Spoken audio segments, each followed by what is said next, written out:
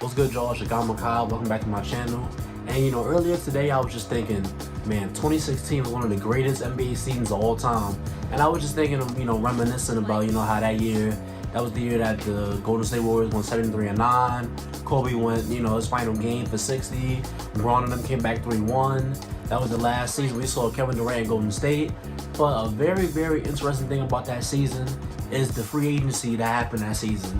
That season, the NBA salary cap, had its first, not first, but had a big increase. So teams had a lot more money to, shell out to free agents. And, as a result of that, a lot of players got a lot more money than, their services were really worth. So in this video, I just want to, kick back and just list off some of the worst contracts of this summer, in my opinion.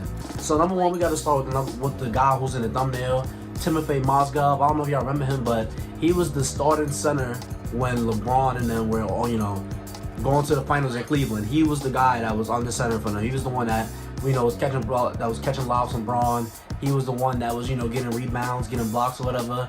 And the Lakers decided to give him $64 million. Now, if you know anything about Timothy Mosgov, you know that he is not worth $64 million.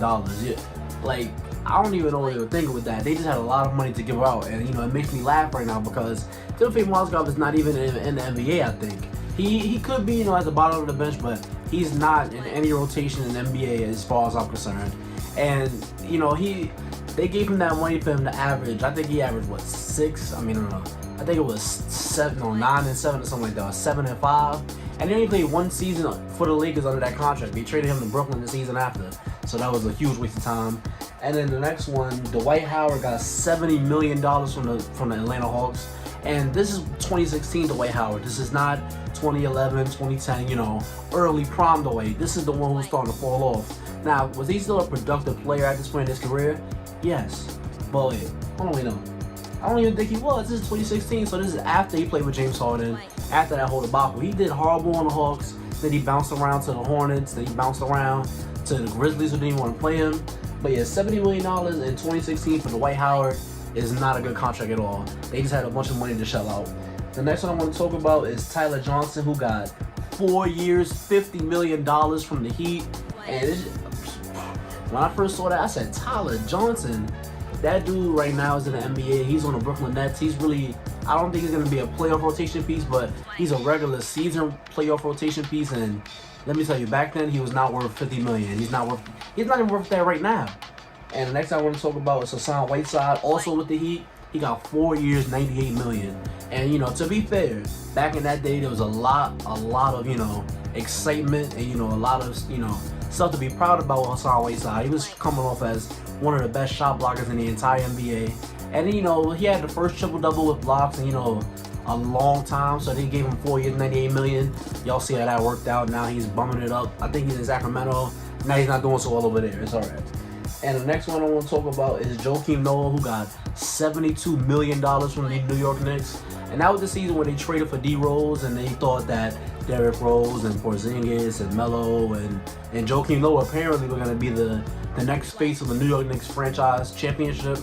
That was not the case at all. 4 years, $72 million was way too much for Joakim Noah, and in 2016. And I'm just like, they just had a lot of money. That's all I can say about all of these. And let's talk about the Lakers again. Luol Deng he got 4 years, $72 million with the Lakers, and the contract wound up being so bad that they just cut him, and they didn't even want him to play for them, and they still were paying him while he was away from the team. That's how bad that contract was. Luol Deng in 2016 was not worth $72 million, just like Joakim Noah in 2016 was not worth $72 million. And I got a couple more here, right? Nicholas Batum, he got that infamous contract, 5 years, $120 million. And that contract is still haunting the Hornets to this day because they had to, in order to give him to the Clippers, they had to break up his contract into a 3-year payment instead of paying him one large sum in one season. But Nicholas Batum was not worth no $120 million contract, even in 2016. And he's definitely not worth that right now, but thankfully that contract is over. And, a big one.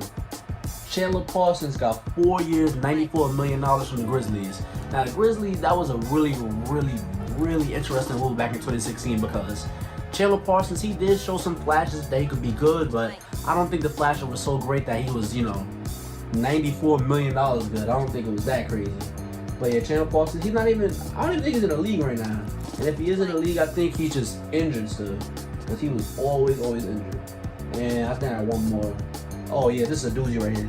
Ryan Anderson, he got 4 years, $80 million from the Houston Rockets. And he did some good stuff for them. He was a good, shooter. He shot very deep threes. He was a great guy to, have on the court to space with Harden. But to pay that man $80 million, that's $20 million per year, $20 million annually. That's a ridiculous amount of money for a spot-up shooter. And now, looking back, these contracts obviously don't look as crazy because the cap has gone up and up and up. And, people are getting even crazier contracts now. Because I remember that season, Mike Conley got, I think it was 5 years or 4 years. He got $153 million. And I was like, man, all that for Mike Conley? But now it don't look so crazy because you got guys getting, $250 million contracts, $200 million contracts. But yeah, man, that 2016 free agency class is one of the most infamous classes ever. Timothy Mosgov got paid, Luol Deng got paid, Chandler Parsons got paid, Evan Turner I didn't even mention Evan Turner. Evan Turner got 4 years, $70 million from the Blazers. Obviously, he's not worth that. Obviously, he's not in any rotations today. But yeah, man, that 2016 free agency class is one of the most infamous. It's gonna go down in history. But it just goes to show you, man, when you give people a lot of money, they don't know how to act with it. The NBA teams in 2016 were acting like people with their stimulus checks in 2021. They were just going insane. But yeah, this is just a quick little fun video I made. If you like this kind of content, let me know in the comments, like the video. And if you stayed to the end of this video, thank you for watching. Make sure you like, comment, and subscribe. And I'll see you on the next one.